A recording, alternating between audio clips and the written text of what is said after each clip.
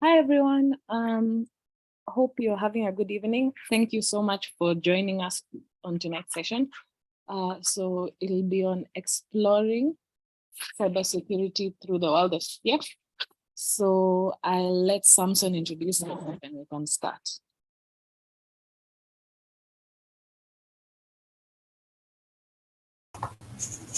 Hello.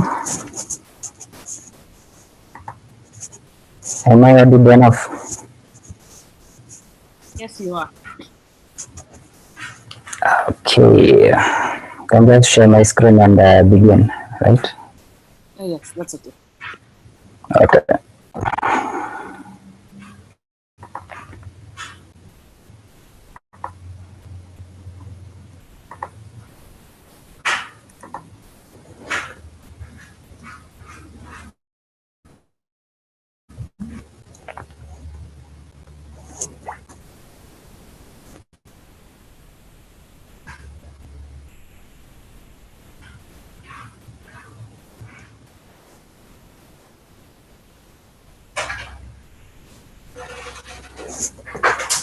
Okay, so I hope everyone can see my screen right now. Yes. Okay, so my topic today we're exploring the world of cybersecurity through CTFs. So basically we're going to just talk about everything surrounding cybersecurity, but then using CTF as a way to strengthen your skills in cybersecurity. So my name is Samson Kapere, and I'm a CTF player and also a team captain. I'm a captain at Perfect Truth KE, also known as Level 6. If you that is in CTF times, we are also known as Level 6. And this I can say is we're almost a year since we began our CTF team.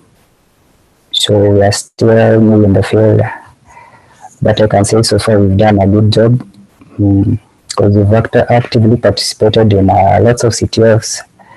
I can say from last year around September, till today. So we are less than a year into it, and it has been an amazing journey. So I hope today we'll get to learn a few tricks here and there that can make you advance your skills in cybersecurity. And be good at whatever we do. So I think we'll just dive into it straight away. Nancy, are you waiting for more people? They'll join as we go down. Okay. So for our introduction, I'm sure everyone is going is someone who is passionate about cybersecurity and is really willing to advance their skills in security.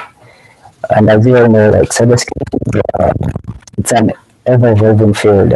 Something that you had knowledge about yesterday is not the information you'll have today. So, like, you'll have a different technologies, and it keeps on advancing each and every day. And we all need to be at par with our skills for you to be comfortable in the field of cybersecurity. And a better way to get to learn or improve your skills in cybersecurity, for me, what I can recommend is participating in CTF competitions, because personally I would say it has helped me a lot to grow in cybersecurity.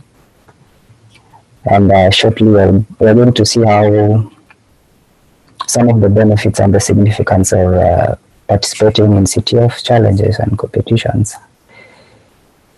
So here's a list of what we are going to cover today. So we'll begin from introduction to CTF. You get to learn what CTFs are, how they are being conducted, and everything surrounding it. Then we're going to move to discuss some of the types of CTF challenges that are out there that one can use to practice. We're going to talk about the skills that are required for you to play CTFs. We'll talk about the significance of CTFs in cybersecurity education. So you'll be able to link it with the education that you get in our universities, and now its significance. If you combine the CTFs and the education you get in school, we'll see its significance and then some of the benefits of participating in these competitions and our strategies. And last, we'll talk about the strategies and resources for CTF success. Okay, so our introduction. We'll talk about the year. So CTF basically is capture the flag. If someone has no idea what a CTF is, you just heard people talk about CTF, but you don't know what it is and what it entails. So it's the capture the flag, which is a gamified cybersecurity competition where participants will face vulnerable challenges or vulnerable virtual machines with the objective of exploiting it. And most of these competitions are always designed to simulate real-world scenarios, and they will showcase some of the well-known vulnerabilities, which will allow you to enhance your skills. So if you have the knowledge of some of the vulnerabilities that exist in the real world, most of the CVEs that you had, so those are being simulated and put in an environment, and then you are given that challenge, or let's say it's a machine for you to exploit, and in the process, you enhance your cybersecurity skills. And then CTFs,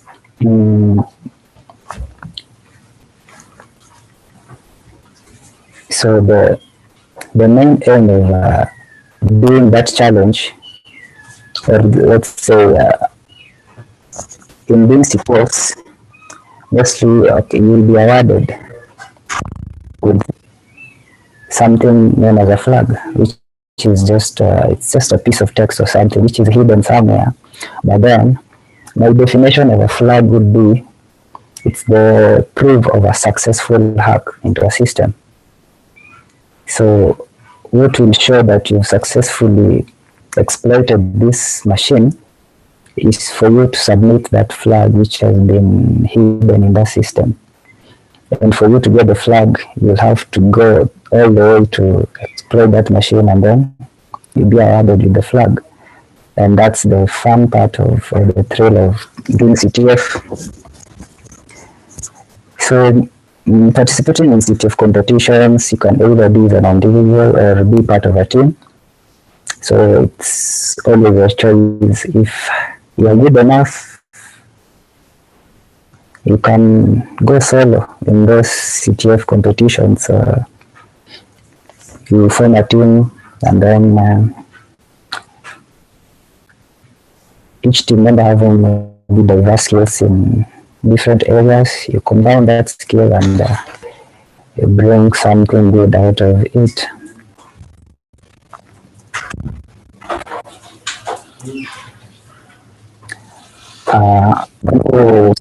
The types of CTF challenges are two major categories, where we have the Jeopardy and the attack defense category. So the Jeopardy CTF, it's a form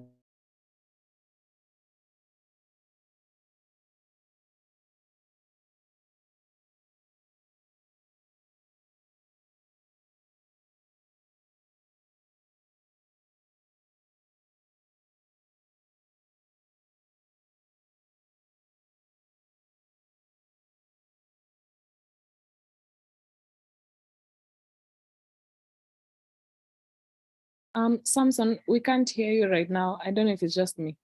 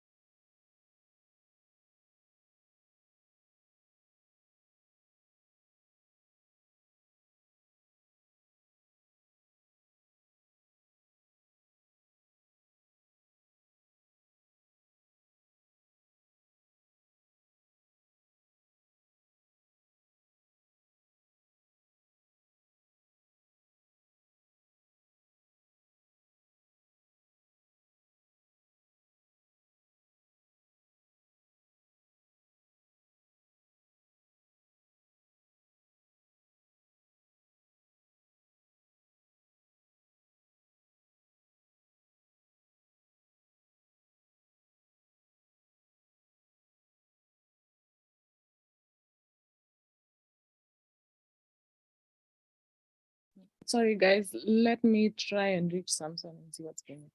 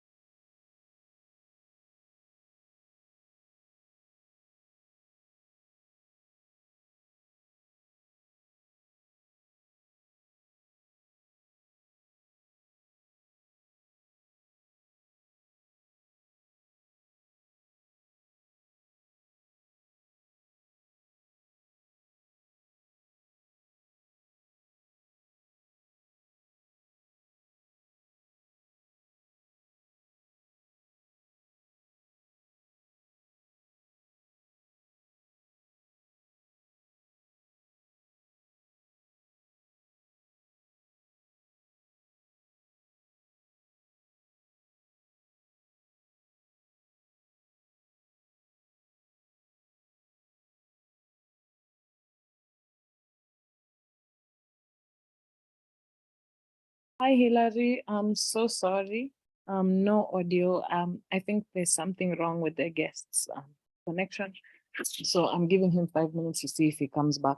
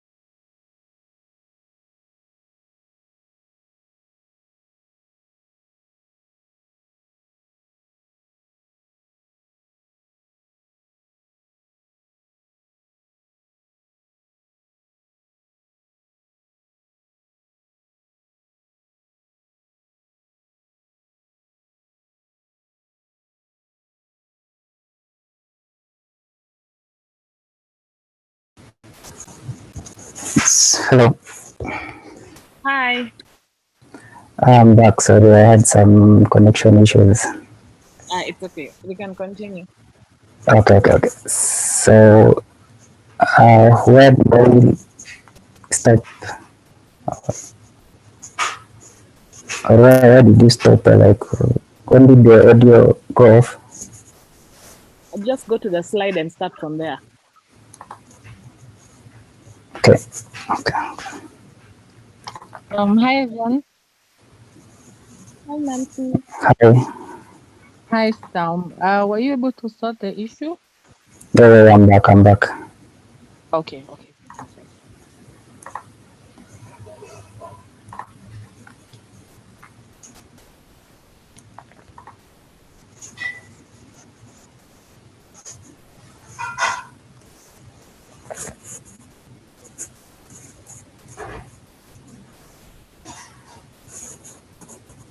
Yeah, I believe I was talking about types of CTF challenges.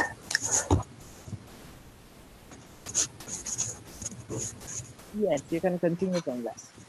Okay. So, I talked about the Jeopardy CTF, listed some of the categories that fall under Jeopardy CTF. And the next one is attack defense. These whereby we have two teams. Mostly, you can call them blue team and red teamers, where red teamers will be attacking the system.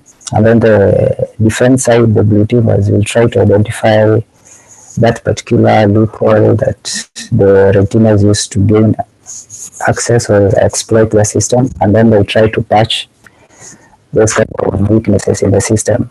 So mostly it's a nice game to play. A perfect example of this is the King of the Hill, which is in Try Hack Me. So if you have time, you can check it out and try to have fun with that, and hopefully you'll enjoy. Now onto the skills that are required to have in order to play CTFs. So most of the skills will range according to the categories, as I've talked of the Jeopardy CTF. Since it has categories, then that means you will have to identify on a particular skill for you to tackle challenges from that category. So let's take for an example. Let me just I'll describe some of the categories just in a second. But generally, the skills that you're supposed to have can be a foundational understanding of networking principles. So networking, let's say the side layer TCP/IP, those networking principles, basic networking principles, that's what you're needed to have. Then proficiency in programming, particularly in languages like Python. Well, additionally, can have knowledge of assembly and C++ can be valuable for the reverse engineering category. So these are specified for the reverse engineering category. That's the knowledge of the low-level programming languages. But someone will argue that programming is not that important when it comes to cybersecurity, but I would say it's an added advantage. Yeah, it's an added advantage. When you have skills in programming, then you'll do better. You'll be in a perfect place to tackle most of the challenges. Then familiarity with the Linux command line and its utilities, that one is a must. You must have that skill. Yeah, then the one tells you that skills are generally useful. The specific skill set needed for each category may differ. Yeah, that's exactly what I said. So when they differ, now onto some of the, so I've listed some of the categories and some of the skills that you're supposed to have in each. So for instance, we have cryptography. For cryptography challenges, I have a strong understanding of cryptographic principles, encryption algorithms, and decryption techniques. That one, an example will be advanced encryption system, the DS, triple DS, and knowledge of various ciphers, and mathematics background. Mathematics is very important when it comes to cryptography. So if you want to tackle challenges in cryptography, these are the skills, the foundation you should lay. Talking about exploitation, first of all, just have a knowledge of the OWASP top 10, basics of web programming languages. So when I talk of the OWASP top 10, you can have a look at the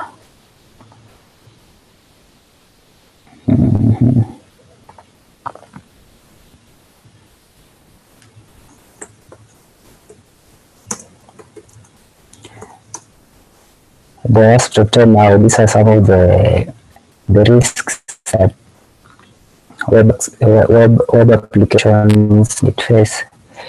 So let me just show you what the OWASP top 10 entails. Let's see.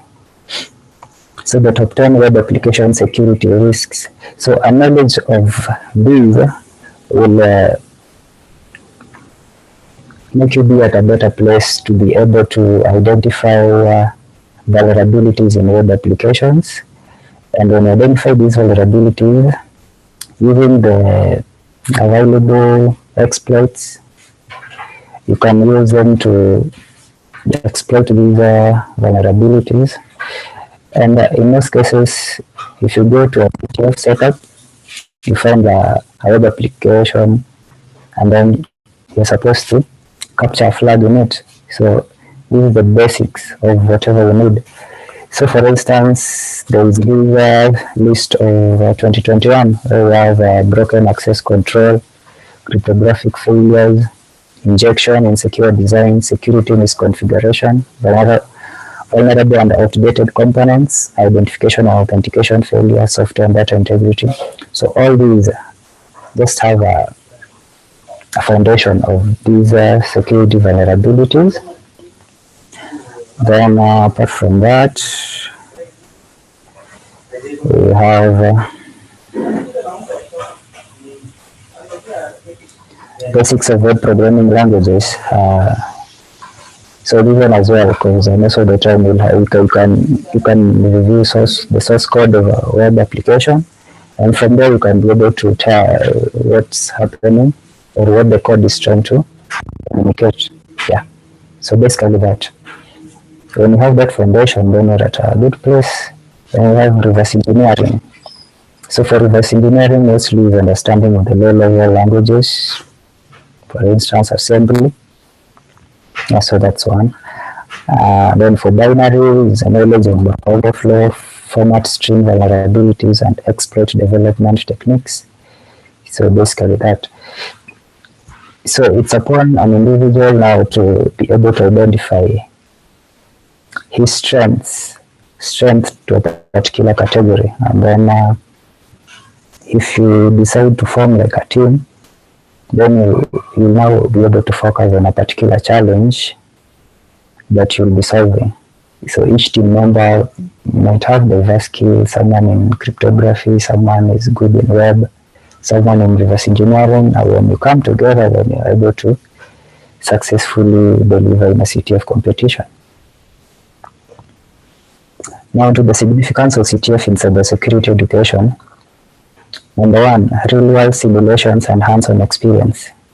CTFs will guarantee you 100% hands-on experience because it's something pure practicals and you get to enjoy what you do. Then developing critical thinking and problem-solving skills. Critical thinking is you'll have to think a lot when you're solving a CTF challenge. Most of the time, you can think someone is solving a CTF challenge in minutes. But then, okay, when you start with easy CTFs, you can be able to solve them in minutes. Yeah. But now when you want to challenge yourself more and advance in doing CTFs, you'll have to think a lot. When you face a CTF challenge, first think before you even do anything. Just think and just make your approach and the steps you want to take until you explore the system and get your flag. So it will really develop that. Enhancing technical knowledge and practical skills, building teamwork and collaboration. Now the aspect of being CTF in a team. So as you can see, CTF is personally I would say it's the best way to learn cybersecurity and grow your skills. Some of the benefits of participating in CTF competition. It will expose you to diverse cybersecurity scenarios because each CTF comes with its own, it has different, like when you create the CTFs, they have different vulnerabilities that they are trying to make you learn from.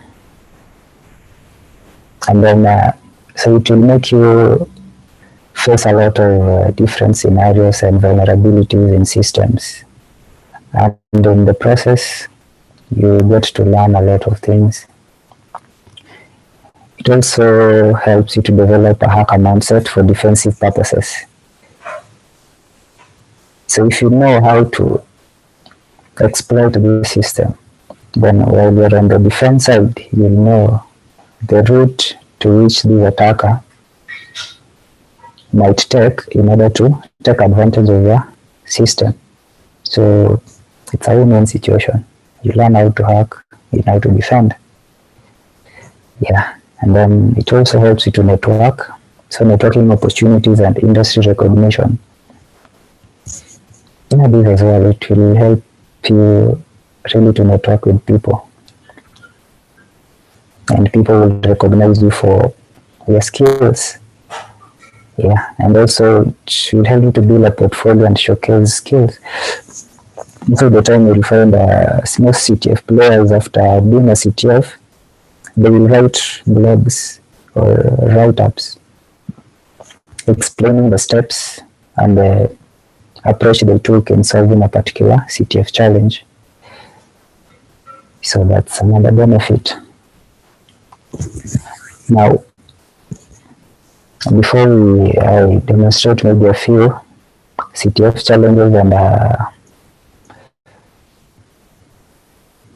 and let's talk about the strategies and the resources for CTF success. When you want to be successful in CTF, what are some of the strategies you should take? And a bit of the resources that will help you improve your skills. So you have understanding CTF challenges. These are strategy. So familiarize yourself with different challenge categories. That's number one. That means you'll have a very good understanding of this CTF challenge. We have analyzed previous CTF challenges to identify common patterns and techniques. So we find that most CTF developers, from analyzing a previous CTF challenge that you did maybe a month ago or a week ago, and then you face a different CTF challenge, you can be able to see a specific pattern or a similar technique that you used in your previous CTF challenge. So you can use that specific technique to solve this other challenge that you have. So if you analyze the previous CTF challenges, it will help you so much to identify the patterns and techniques that CTF developers normally use. Developing effective CTF strategies. So build a strong foundation in core cybersecurity concept and skills. That's the first thing when you're in cybersecurity you should do. The basics matter a lot. You shouldn't rush to build the advanced stuff and then you forget the basics. So the basics is the foundation of everything in security. Then emphasize continuous learning and stay updated with the latest technologies and vulnerabilities. As cybersecurity people, we always say that learning for hours never end. Every day, every minute is a learning day. So keep yourself updated. Learn every day. and formulate a time management plan to maximize productivity during the competition. Yeah, this is a good one. A CTF strategy. So the time CTFs are timed. So you can have a CTF running for 12 hours, 48 hours, 72 hours. Some even go for 6 days. It depends with the level. So for you to maximize productivity, you need to like formulate a time management plan for that. So these are mostly it's now upon the team members to agree on how to manage their time while solving these CTF challenges, so that by the time the CTF is ending, at least you have gathered enough points to be proud of. So yeah, time management. And practice and participate in smaller CTFs or training platforms to sharpen your skills. You start small as you grow. So CTF is like learning through CTF is like a baby is trying to walk or learning to walk. So you start small and grow in it until you are now able to walk. So you just start with the easy, medium, hard, insane, and that's how you grow.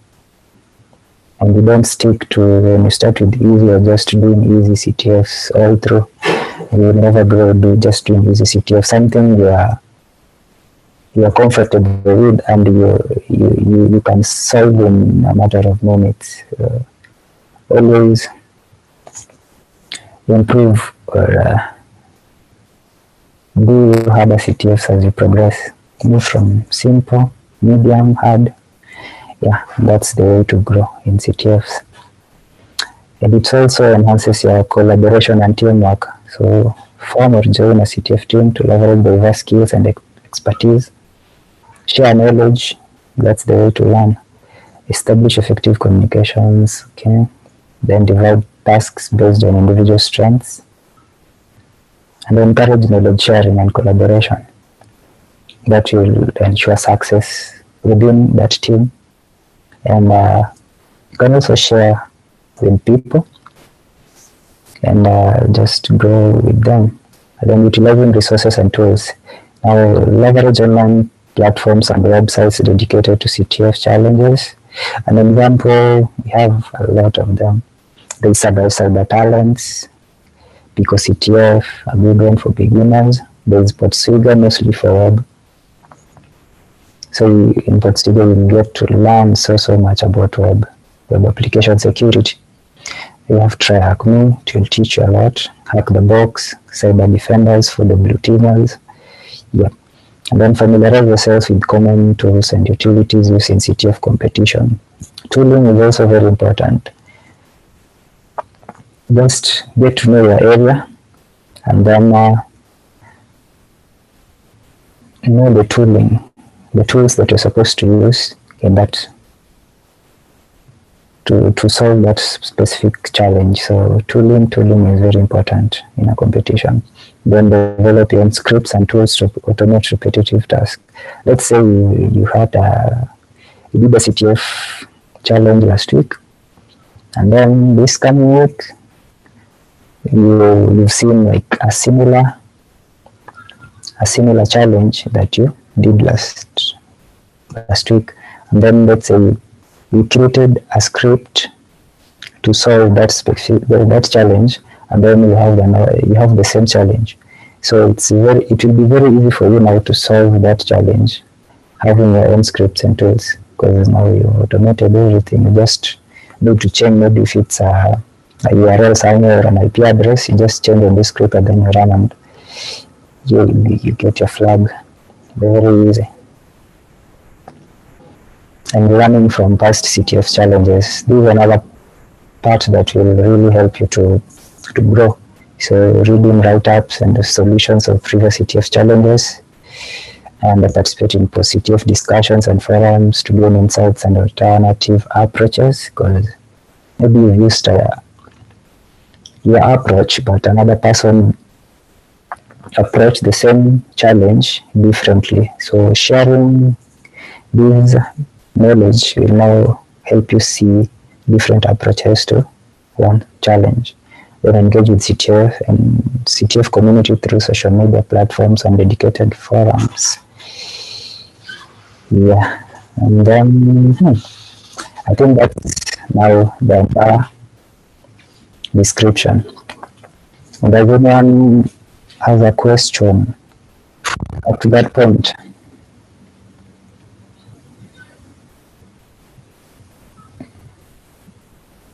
Any questions so far about what we've discussed?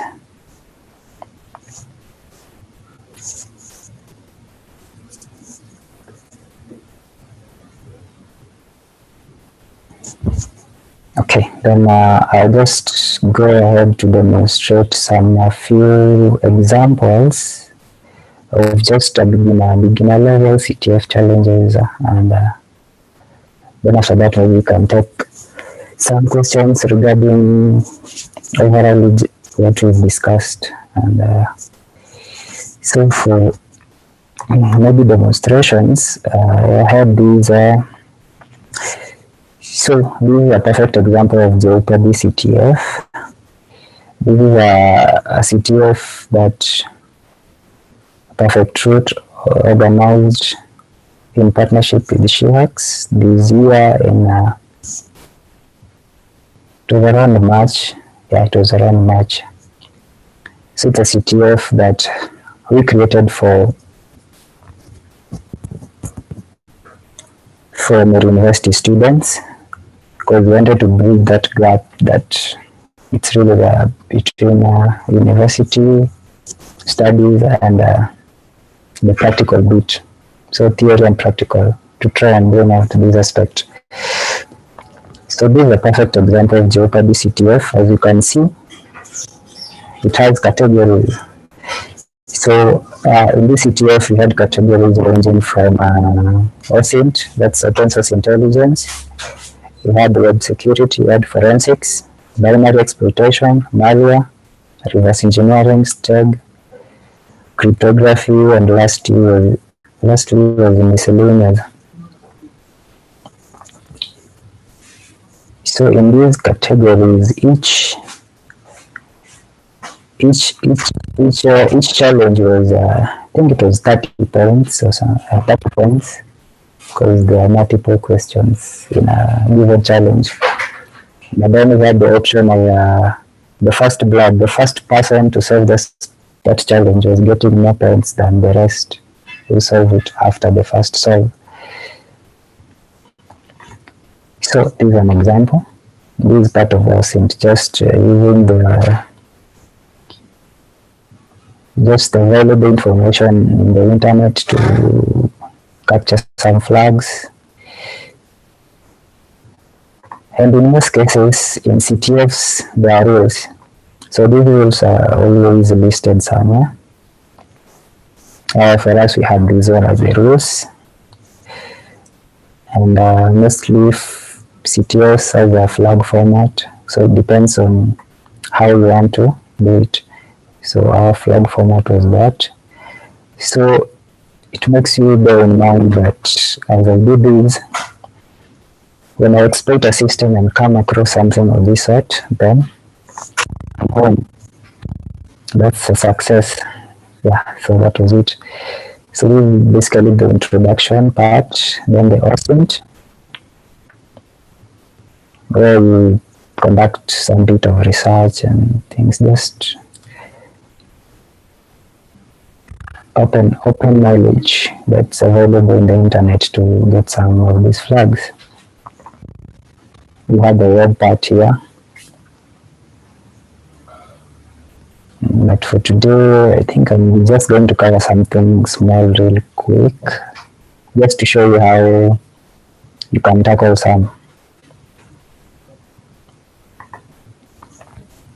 I think I'll do this steganography challenge. And maybe cryptography. Yeah. So let's take for an instance this STEG challenge. and it gives you a description. And from the description as well, you can get a lot of hints. It's just about critical thinking.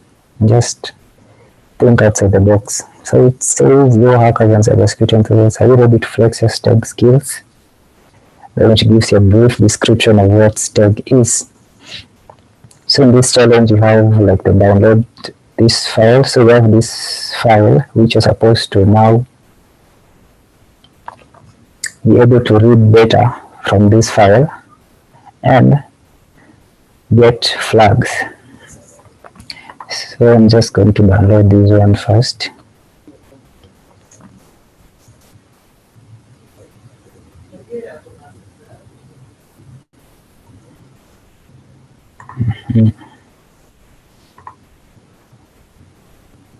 I already had it, but let's see.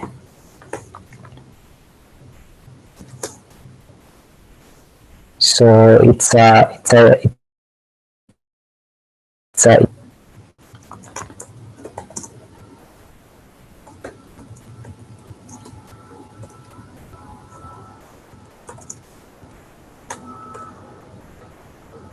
let me just place it in a different directory.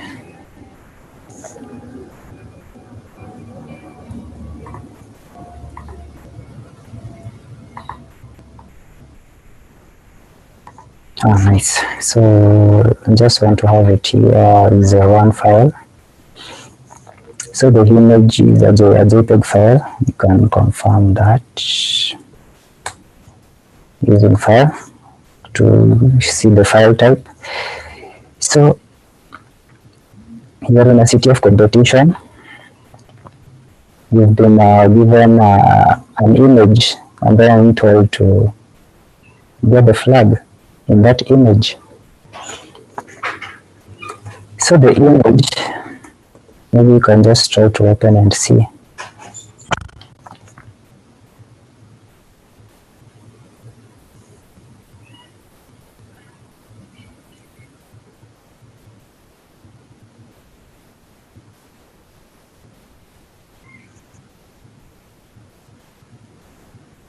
So this is our image. So as you can see, the image is just a normal image. Like there's nothing.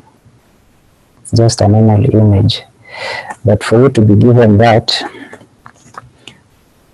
then that means, so as from the description, you know that STEG is a way to hide some information or like some information in images.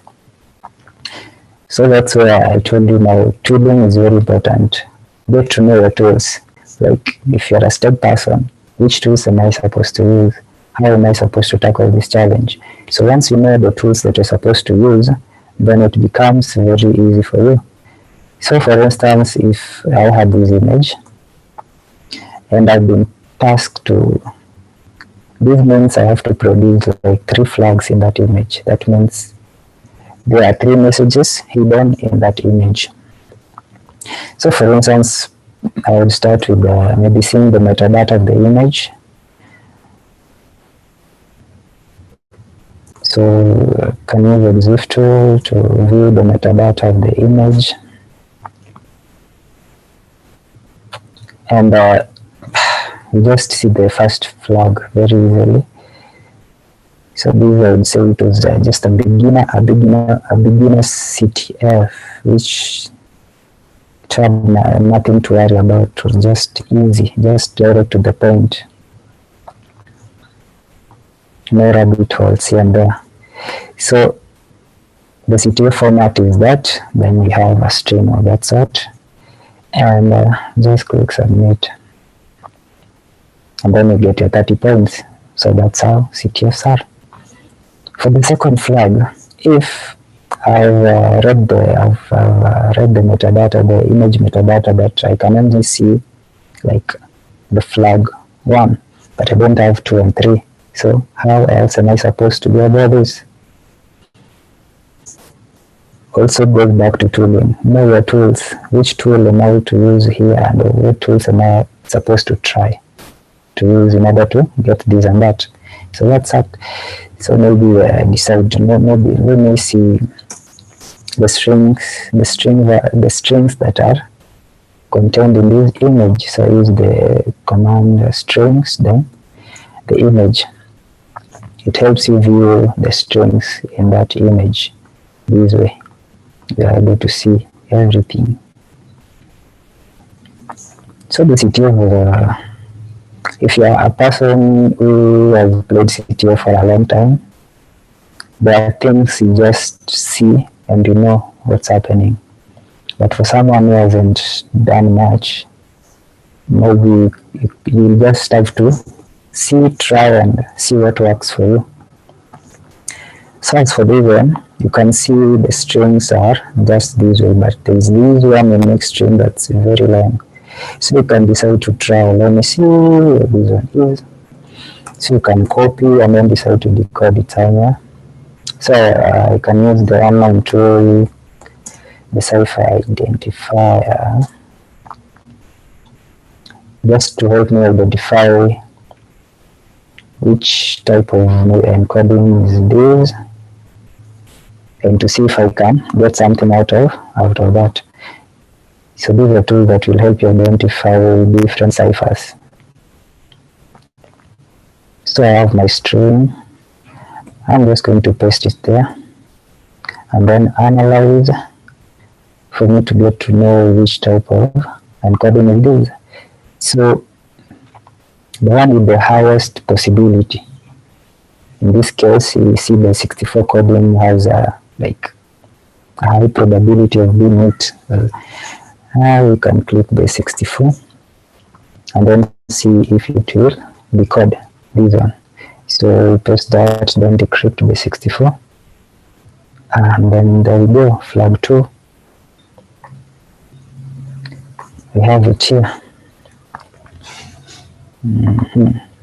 Can go and submit. That's that. But remember, we still have the third one. We've used strings, we've used exif tool, but we have just got 2 flags out of that image. So the third one, you still have to know what tools. We have steg hide. You can use binwalk, just to know what tools and test them and try them out. See what it brings. So what you can avoid, decide to use some online tools. Yeah, and so that's basically it. So let me just leave this one at that point. Just that it's just a way or how you can view a CTF challenge, how you can approach it and solve some challenges. Yeah, so the same way with just any other CTF, we have a forensic challenge here. For this one, I think I'll just give an overview because of time. It's just how you can approach it and tackle it in an instance you're in a CTF competition. So in this one, we have a task file. It tells you the task file has 2 files in it. Use the file name base to answer the last question. So we've been given an instruction. Follow it. Then you wrap your answers in this format using the format CTF and then the string that you'll get as your answer. So this one is more of analyzing a network traffic. And in most cases, when you have a pickup file that's a network traffic, you can analyze it using Wireshark.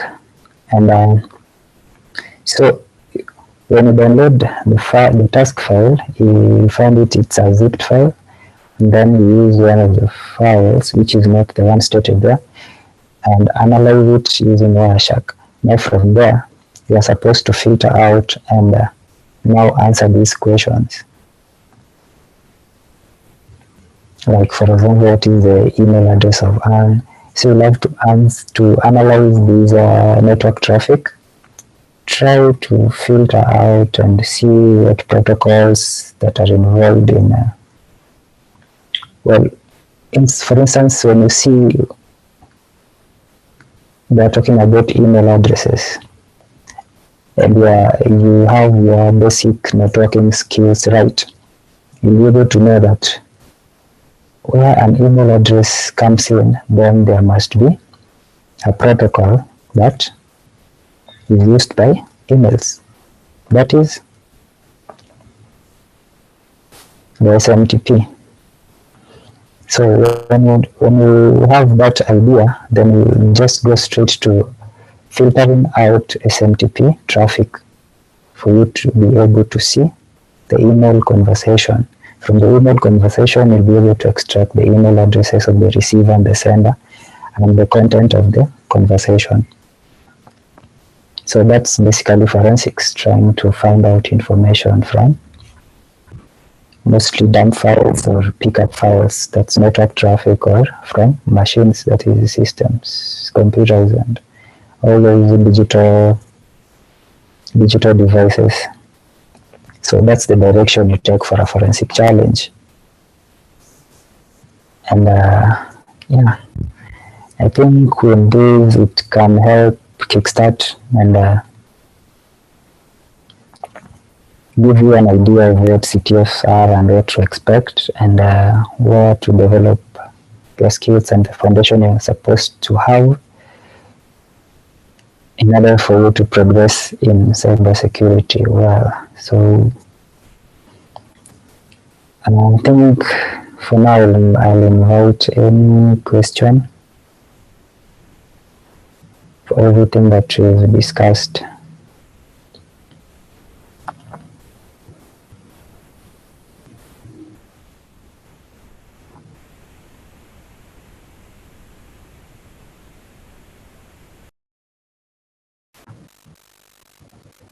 Here's a question.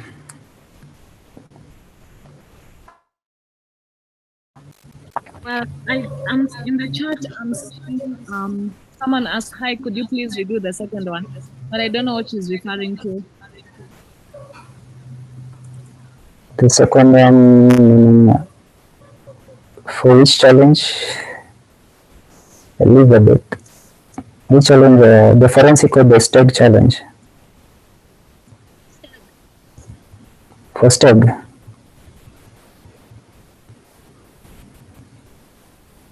And if possible, I'd actually like for you to do that on the forensic too.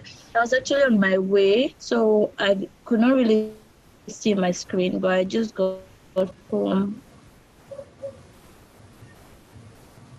Or for the forensic challenge, I've just explained the approach and the steps you're supposed to take to solve it. I've not shown it practically because of time. Okay, because I participated in a CTF challenge over the weekend, right? And I think that was why I was interested in this session, because I was not able to get the correct answer. So I needed to know how the approach will be done so I could learn from it too.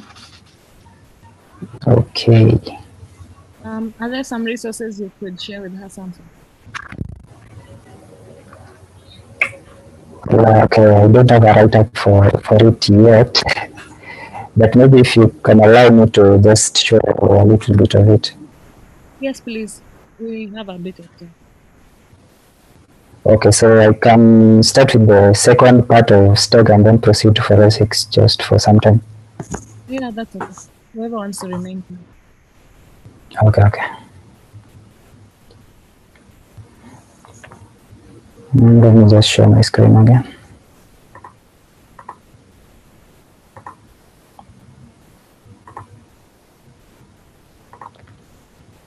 Okay, so for the second STEG flag,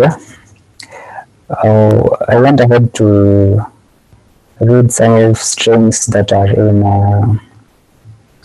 our image, the image that we had here. So I used the command strings to get the strings that are in that image. And then this was the particular unique string.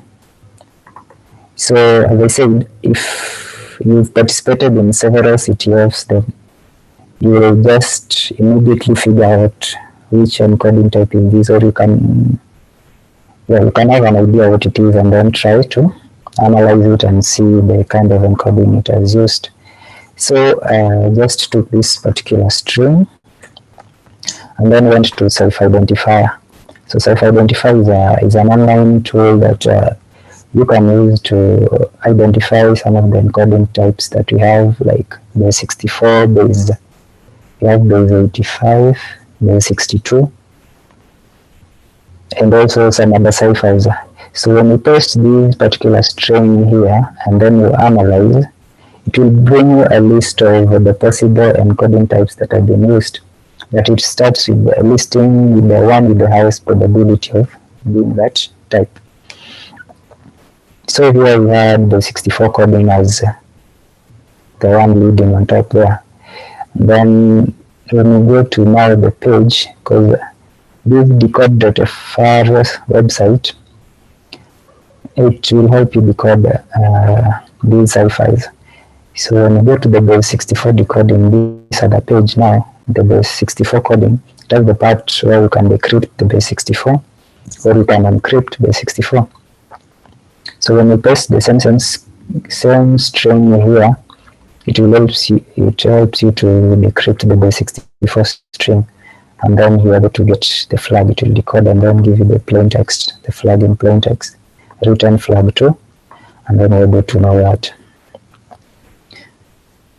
For the third flag, I'll give you a hint. Then maybe okay. This room is it private or public? But I can share access with everyone so that later on at your time you can now try each and every category and see how you can use it as a test to test your skills. So basically that is it. Or as well you can use command line, or you can just do echo and then sorry. So we'll have this one. Just copy it. Command line is very fast, but first of all you have to know which encoding type that they use. So just paste that, and then we'll use the 64 decode. So you echo the string, then you decode it, since you've already identified it as a base 64. So once you decode it, it gives you the flag in plain text that way. And then that's how you just solve that specific challenge. Yeah. So let's hop into the forensic challenge. Let's just do a demo real quick. So download the task files. So we have the file there. Let's just unzip it. It gives us it will give us two files, but as per the instruction it told us that the HTTP IP.pickup will only be used for the last challenge, which is this one. So for the other questions, we use the SMTP challenge.pickup. So let's just open it using the Wireshark and let's analyze. So Wireshark.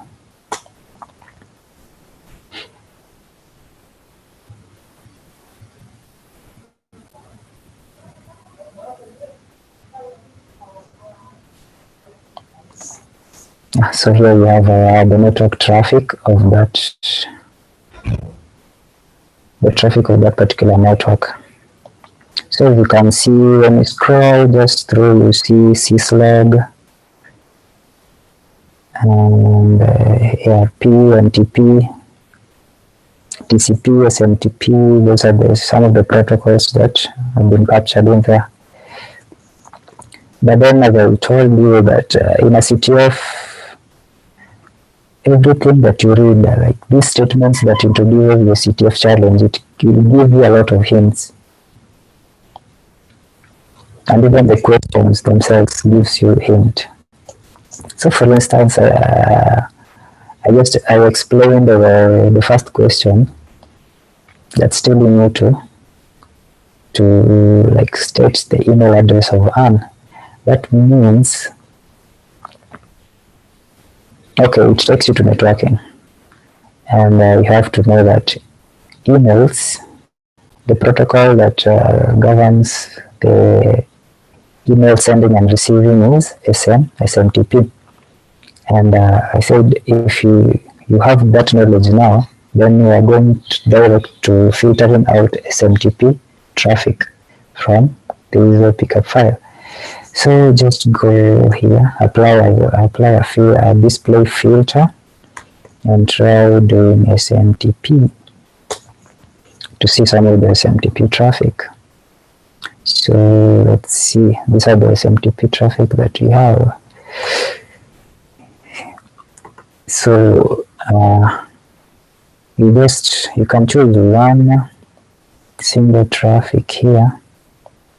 Let's see. So let's take for some reason and see the kind of information that we can get from this particular traffic. So you can just right click and go to follow the TCP stream. Yeah, and then we are able to see some of the data that are being passed. Yeah, so we have some information here where we get mail from. So this is the sender, sneakygeek@sensor.com. You just analyze it before answering. You just see the kind of information we have. So mail from, and then receive. This is like the recipient. You can also see that the code here is 250. That means it's okay. It's a success. The email has been delivered. Then we have now the message ID. It also gives you the message ID as this. So from here we can see now a different message from the cover. Then the email, her email is this, which is the same as this from. Then to sec558@gmail. The subject is launch next week. It gives you the date the email was sent. You can just see a lot of data here, like now the conversation. Sorry, I can't do launch next week after that. So here you can see this just a minute conversation. So these are network traffic that was captured. And now, as a forensic analyst, now you are tasked now to be able to identify these. Let's say it was a malicious user who was maybe communicating with someone. Let's say it's an incident of an insider attack, and you have identified like a suspect who is now the insider. So when you do like a forensic analysis of their devices and you come across such information, now these are things that you can now deliver as evidence. You write in a report and then show as evidence of let's say a malicious intent. Yeah, so from that first traffic, I think we can be able to answer the first question, which says what is the email address of So here we have the cover. So the email address is this sneaky. And then we've been told to wrap it in this format. So just do mail CTF with the curly braces, and then you paste that email address there. And then you submit. And the answer is correct. On to the next, it says, what is the email address of Anne's boyfriend? So this one will give you another hint, because from this specific traffic, where you will now have to analyze it well, because if this is specific, then we'll have to see some email conversation that suggests that the person is Anne's boyfriend. That is it. But from here, let's see if we can see, or is it just the same? But I think this is basically it. The message from to. Well, let's try and pick another traffic and see SMTP. Let's see.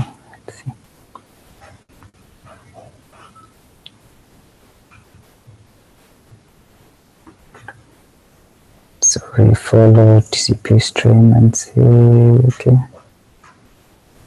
recipient.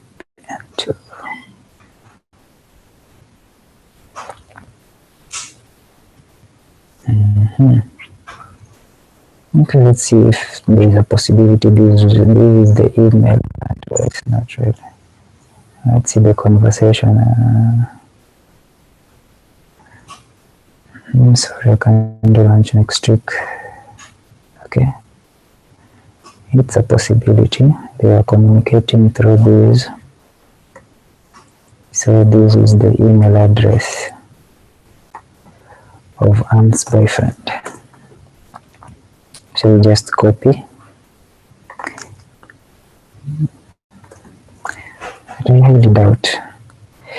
Let me pick another traffic.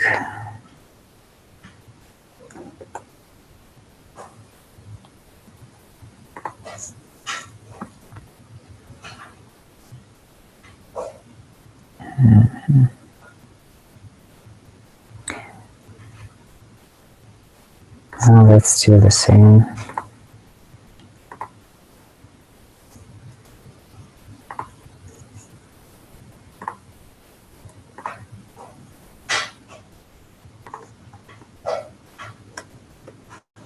Even with the questions, if I can just raise as I try out these one.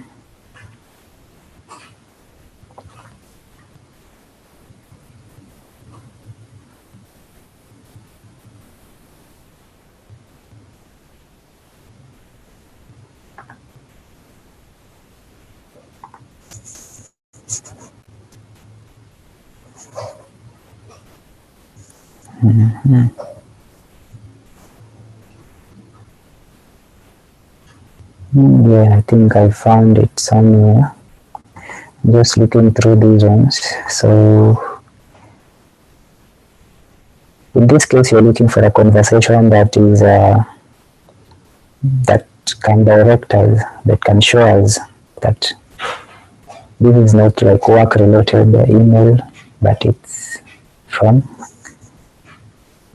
her boyfriend. So let's look at this particular conversation here. So the email is from Anne to Mr. Secret. The subject is rendezvous. Then we have the conversation starts here. So when you read this particular conversation, it will just tell you that this is now her boyfriend. So this is a conversation between her and the boyfriend. So you just pick the email she was sending to Mr. Secret. Then you come here, just fill in the zones and right. If you submit, you get it correct. Yeah. And that's how we continue. Then the next one is asking what is Anne's full name. It was very easy. Just get it from here. It was seated right here. So this was a very easy CTF. So just do that, submit, get it right. What is the name of the file that I'm sent? It still takes you back to analyzing that traffic well to see everything that's there. So still you just look through. Forensics is where you say you must have a third eye for you to see things. You just don't analyze with your 2 eyes, but you must have a third eye. So we have these. So this email, if you analyze it, well, you come across a docs file somewhere here. As you can see, this is an email attachment. The secret from the view.docs. Yeah, here you go. So this is what she attached, and then you submit, and again here this is the name of the file, so you do that.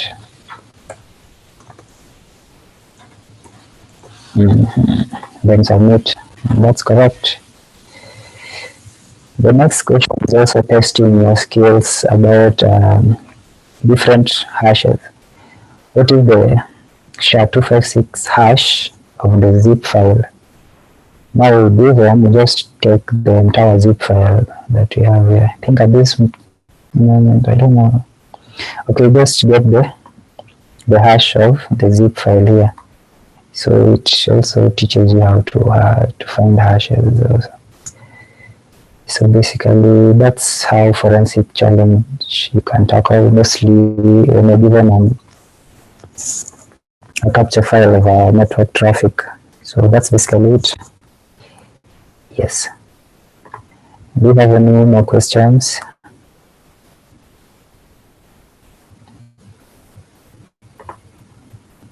No, do you? No, I don't think we have any more questions. But Okay. thank you so much for that walkthrough. I enjoyed it myself, and I hope Elizabeth has her question answered. But I think we can close off now, if that's okay. Oh, it's definitely okay. Thank you so much, Samson, for taking us through it. If anybody wants to go back and look at what we did, it's going to be on the SheHacks YouTube channel, and we'll see you here for our next session. Thank you so much, everyone, for giving your time to come to this session. So hopefully we'll see you at the next one. Good night. Good night.